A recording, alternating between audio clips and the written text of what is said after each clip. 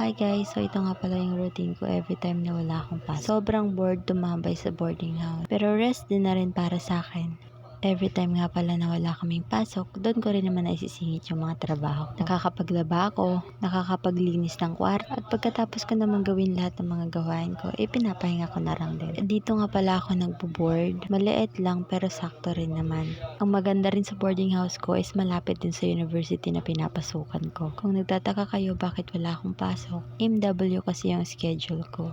Kaya naisisingit ko talaga yung mga trabaho ko. Maliligo na rin nga pala ako dyan. Alam nyo ako, kapag naliligo ako, sobrang tagal kong magpili ng damit. Hindi ko alam kung ako lang ba yung ganon. Kayo ba guys? Ganon rin ba kayo?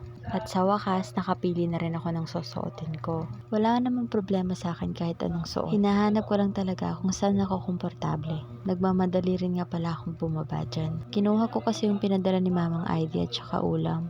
Nakatanggap rin ako ng message sa GC namin. May gagawin kasi kami sa university. A-attend rin ako ng practice. Isa akong choir sa university namin.